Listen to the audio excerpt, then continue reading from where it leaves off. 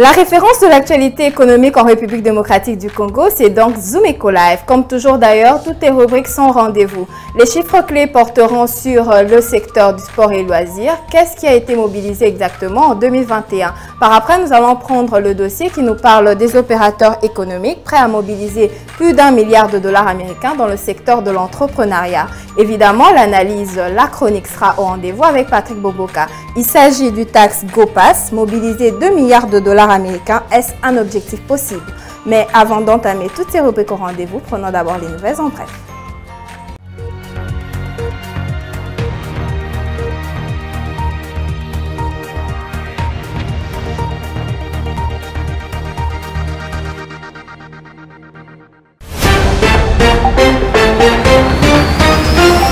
Commençons ce nouvelles en bref avec cette information. La Banque mondiale annonce son engagement à revoir la hausse son enveloppe en faveur de la République démocratique du Congo. C'est après avoir constaté une certaine amélioration de la gouvernance du pays depuis l'avènement de Félix Tshisekedi au sommet de l'État. Le soutien de cette institution de Bretton Woods en faveur de l'économie congolaise sera désormais plafonné à 1 milliard de dollars américains par an, a annoncé Jean-Christophe Carré, le directeur des opérations de la Banque mondiale pour le pays tels que la RDC, l'Angola, le Burundi et Sao Tome et Principe.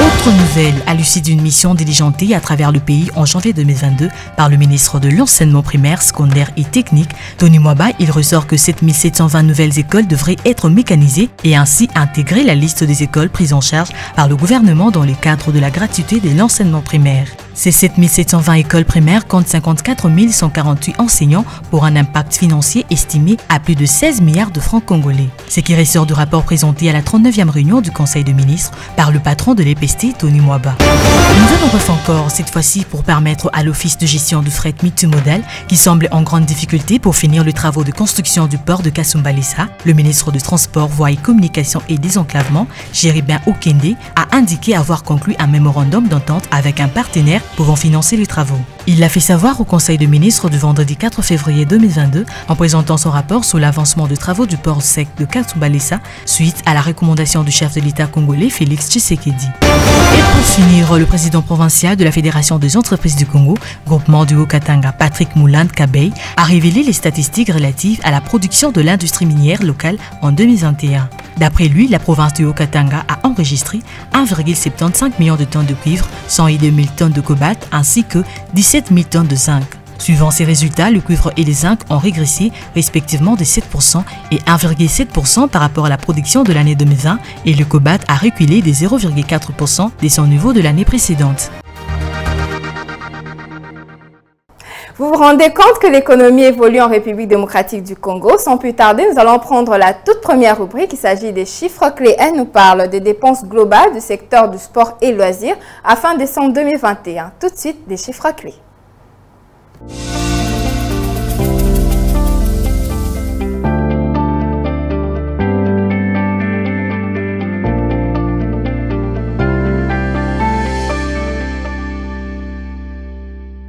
Voilà les dépenses globales du secteur de sport et loisirs en 2021. On en parle avec vous. Benita Moueni, bienvenue. Merci, Vnamaka. Voilà, nous commençons déjà avec le taux de change en RDC. Qu'est-ce qui s'observe? Voilà, le marché de change actuel enregistre une certaine stabilité, tant au parallèle qu'à l'officiel. À l'officiel, 1 dollar s'échange à 2000 francs, un franc CFA à 3,42 centimes et 1 euro vaut 2247 francs congolais. Du côté du marché parallèle, nous avons pointé Lingwala. Dans ces lieux, 1 dollar s'échange à 2015 francs congolais, un franc CFA à 3,50 centimes et 1 euro à 2348 francs congolais. Voilà, revenons sur le vif du sujet. À combien se sont évaluées les dépenses du sport et loisirs en RDC au cours de l'exercice budgétaire 2021? Les dépenses du secteur de sport et loisirs en RDC ont explosé au cours de l'exercice budgétaire 2021. D'après le dernier rapport des états de suivi budgétaire de l'année 2021, le gouvernement de la République démocratique du Congo a alloué plus de 68,8 milliards de francs congolais, soit plus de 34,1 millions de dollars américains pour le secteur du sport et loisirs. D'après ces documents de suivi du ministère du Budget, le limite de dépenses pour le secteur analysé ont été fixés à 14,2 milliards de francs congolais, soit un montant estimé à près de 7 millions de dollars américains. Pour toute l'année budgétaire 2021, le taux d'exécution budgétaire pour les dépenses du secteur de sport et loisirs est de 387,1% du montant total attendu. Voilà, une dernière question avant de se séparer. Benita Moueni, comment s'est repartie cette enveloppe globale allouée dans ce secteur? S'agissant de l'affectation de cette enveloppe du gouvernement congolais, le source du suivi de l'exécution budgétaire indique que les dépenses ont été réparties comme suite. La rubrique dédiée aux interventions économiques, sociales, culturelles et scientifiques a bénéficié de 48,17 milliards de francs congolais contre le prévision budgétaire fixée à 745,53 millions de dollars américains. Les frais de fonctionnement du ministère sont évalués à 12,42 milliards de francs congolais contre le limite de 10,19 milliards de francs congolais. 5,74 milliards de francs congolais a été affecté à la rubrique investissement sur ressources propres contre 733,73 millions de francs congolais prévus. Par ailleurs, la rémunération des agents qui travaillent dans le secteur a coûté près de 2,53 milliards de francs congolais contre les prévisions arrêtées à 2,37 milliards de francs congolais. Merci à vous, Benita Moueni, pour toutes ces précisions chiffrées. Au revoir. Merci, Unamaka. Au revoir à vous.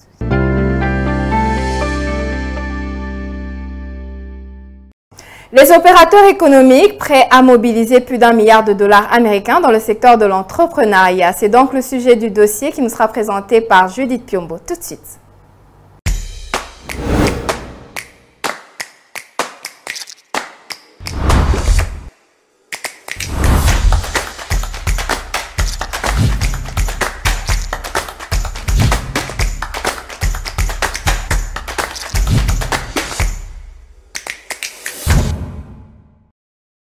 Le dossier, c'est avec vous, Judith Piombo, bienvenue. Merci. Voilà, vous nous parlez de l'entrepreneuriat de la RDC qui devra recevoir dans les prochains jours un coup de pouce d'un groupe d'opérateurs économiques de la Turquie. Peut-on avoir des précisions à ce sujet? En effet, il y a une enveloppe de plus ou moins 1 milliard de dollars américains qui devrait être investie dans le secteur de l'entrepreneuriat. Et voilà donc le directeur général de la Chambre de commerce de la République démocratique du Congo l'a annoncé le mercredi dernier lors d'une conférence de presse qui a été organisée dans la capitale de la République démocratique du Congo, à Kinshasa. Voilà, à quoi devra servir cette enveloppe plus précisément? Voilà, cette enveloppe a pour objectif principal de booster le secteur de l'entrepreneuriat congolais, mais aussi d'aider les acteurs économiques congolais évoluant dans le monde des affaires en leur donnant des opportunités de tisser donc des relations de coopération avec les entreprises turques. Mais nous devons aussi signaler donc qu'en faisant le pont entre les opérateurs économiques étrangers et ceux de la République démocratique du Congo, la Chambre de commerce aimerait donc ou souhaite emmener les Congolais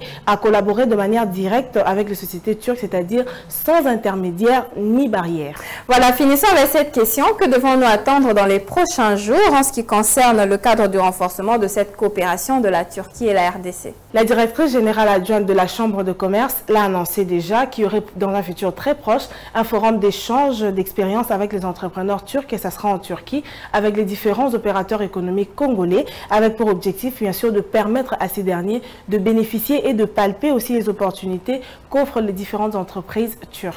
Merci à vous Judith Piombo pour ce dossier. Merci à vous.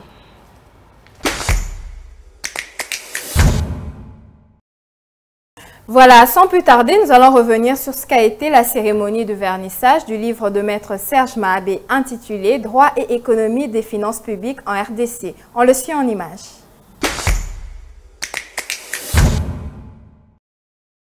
Il s'est tenu dans la salle de l'auditorium du Fleuve Congo Hotel le vernissage du livre « Droit et économie de finances publiques en RDC » de Serge Mahabé Moignimi, juriste, politologue et économiste. Après la présentation de l'auteur par le modérateur, la parole sera donnée au professeur Mouchila, le premier intervenant et lecteur du livre avant les 3 autres lecteurs. L'analyse des finances publiques, sous l'angle de politique publique, fait intervenir 3 choses, 3 triptyques. Policies, politics et politique. Autrement dit, entre les mesures publiques, les acteurs qui concourent à l'implantation dans le cadre de la compétition publique et toutes les mesures nécessaires. Le projet de société des partis politiques, le programme de gouvernement sont des offres de policies qui pourront être traduites en politique publique après les élections. En effet, la décision publique est le produit d'un arbitrage constant entre faisabilité politique,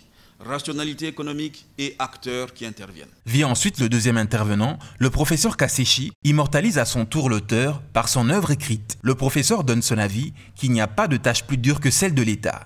J'ai regardé que vous avez laissé une part belle à l'économie dans votre livre. Vous commencez par une perspective historique et là, vous êtes un historien parce que vous placez d'abord cette question des finances publiques au cœur du débat qui traverse en gros toute l'histoire économique, si je peux me résumer comme ça, qui peut aller des mercantilistes jusqu'à nous aujourd'hui, en montrant que les débats finalement s'écorcent autour de la relation État-marché pour se poser la question, quel est le meilleur régulateur de l'économie?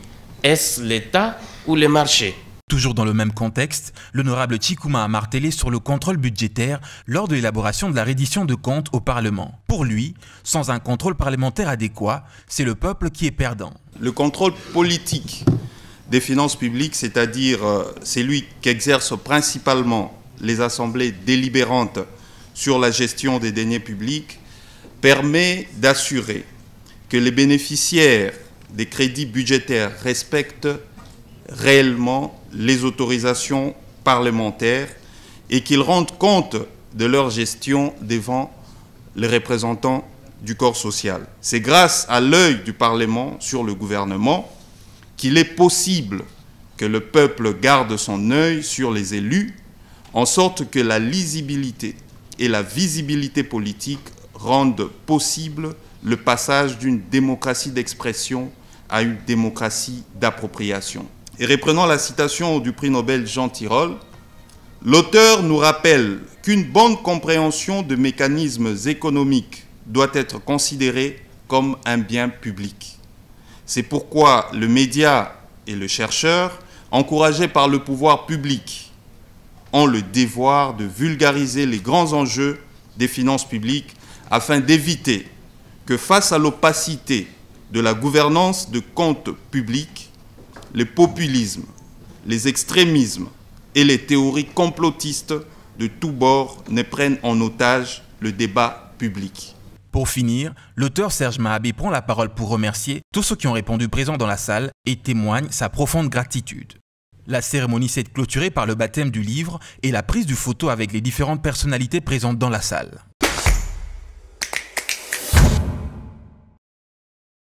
Analyse, explication en profondeur, c'est donc la chronique avec Patrick Bomboka. Aujourd'hui, il nous ramène un nouveau sujet. Il s'agit du tax GoPass. Mobiliser 2 milliards de dollars américains, est-ce un objectif possible? On le suit tout de suite dans la chronique.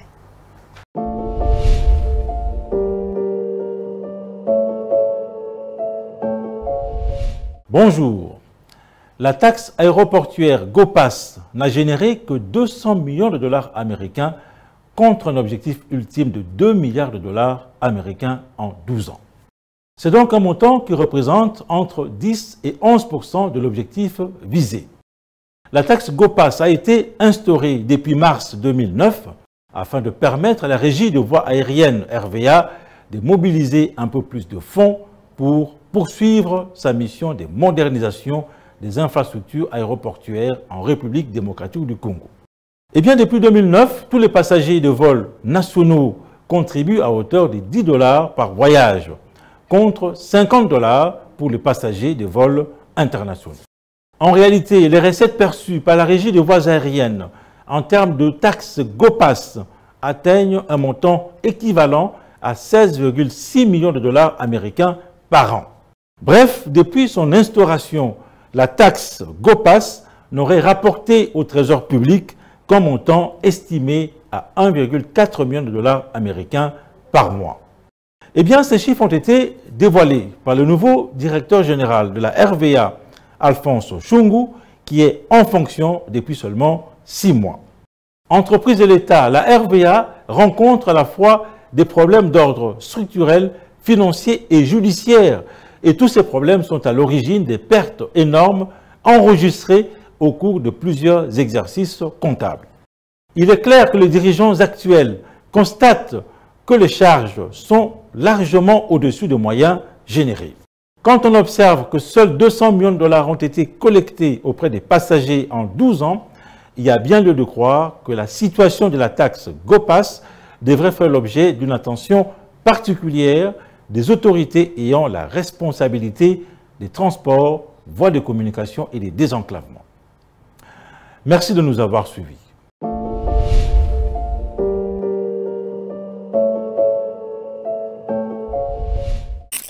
Suivez-moi tout le jour à travers Zoom Wende sur Zoom Eco Live. Abonnez-vous sur notre chaîne YouTube. Zoom Eco Live, la référence de l'actualité économique en RDC.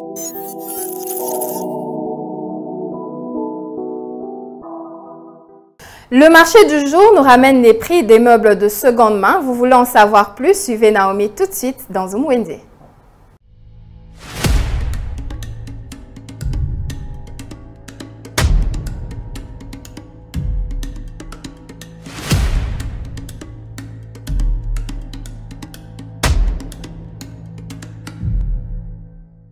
Voulez-vous renouveler vos meubles? Le marché d'aujourd'hui vous emmène dans un recoin où l'on retrouve des articles de seconde main se trouvant dans la commune de la Gombe au quartier Sosimat. C'est parti pour un nouveau Wende. Dans ces marchés, vous y trouverez de porte-manteaux à double port où la petite mesure revient à 50 $. La grande mesure coûte 70 $. Un porte-manteau avec un support chapeau, le prix est fixé à 30 $ et 40 $, tout en dépendant de la dimension. Un berceau qui permet au bébé de passer ses nuits ou ses siestes durant ses 6 premiers mois. Cela est vendu à 200 $.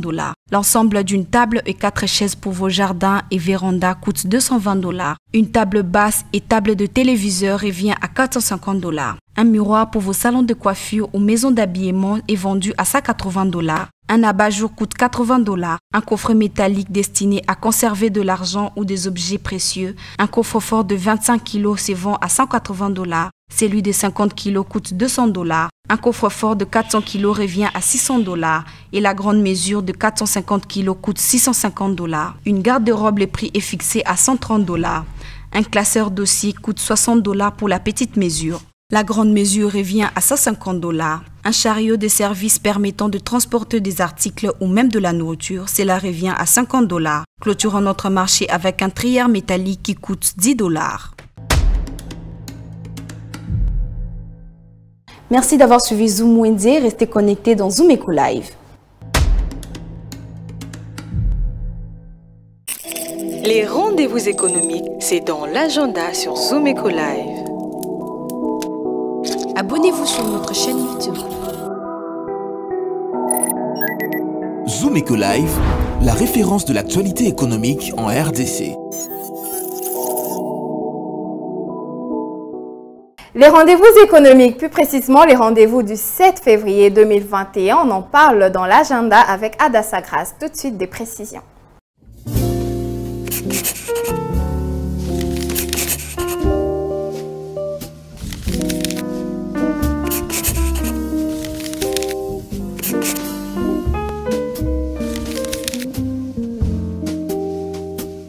Bienvenue à l'agenda. Voici le rendez-vous du jour. ITC Kinshasa a commencé ce lundi 7 février une formation en gestion de projet et MS Project qui va se clôturer le 19 février 2022 de 10h à 12h pour la première vacation et de 17h à 19h pour la deuxième vacation.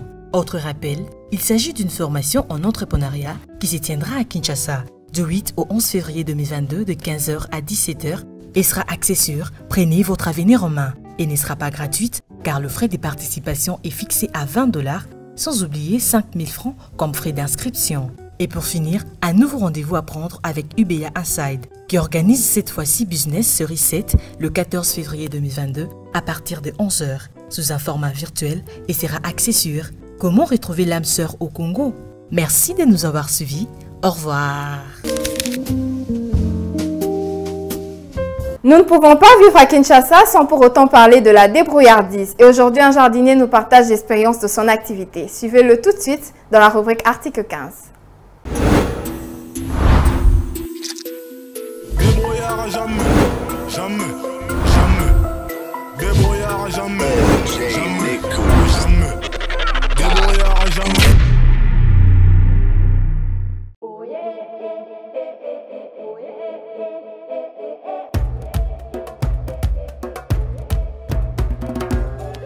musala ya jardin parce que bapatron basepelaka na fleur fleur eza très important na lipongo ya motu kafana moto apesanga goût ya kosala musala oyo ya jardin ti lelo azali ye mpe azokobaka na musala ya jardin.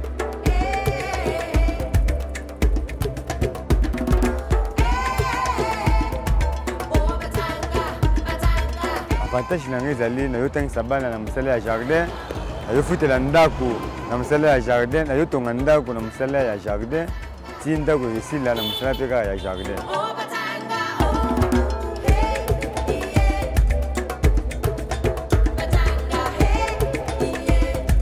Difficulté awa normalement ezali mai likolo oyo mwa kokoso ezali ya kosomba biloko kokoso ezali.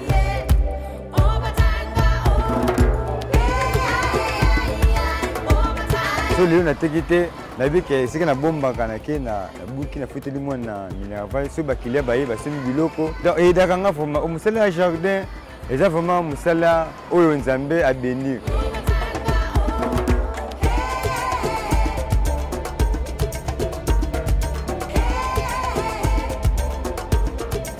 mosala ezali nde esenga kutu naluka kutu bato nano travaille na bango bana oyo bazosala kikuluna bazoyiba eza important moko te mosala yango oyo ya jardin oyo amoni ke aza na difficulté akoki koya aye kosala oyo bafutela yango amande te ofutela yango soki mbongo non oye osali mosala na yo esili tokabwani lobi tomonani.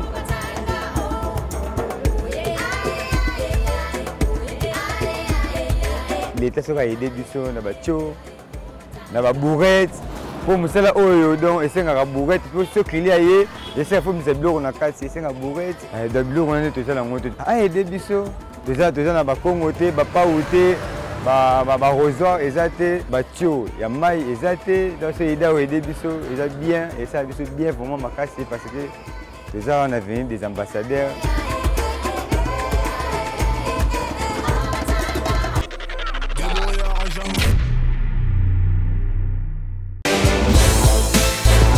C'est dans l'environnement des concurrences que nous avons vu le jour. Quelles sont les prévisions budgétaires des recettes publiques durant toute l'année en cours, l'année 2022? Dans un domaine stratégique, nous avons voulu prendre les risques. La Direction générale des recettes administratives, domaniales et de participation est face à un nouveau challenge cette année 2022. Nuit et jour pour vous offrir le meilleur pour votre tête. Les crédits alloués à la ville de province de Kinshasa représentent 24% du montant total retrocédé. Nous l'avons fait ensemble. Le ministère des Finances est soumis chaque année à un contrat de performance. 2022. Prenons rendez-vous avec l'histoire pour écrire une belle page qui va vous offrir une meilleure compréhension de l'économie en République démocratique du Congo. C'en est fini pour aujourd'hui. Zomeco Live, nous avons un an. Et c'est la fin de cette édition. Merci à vous de nous avoir suivis. La suite, ça sera sans doute au prochain numéro. Toujours avec le même plaisir. Au revoir.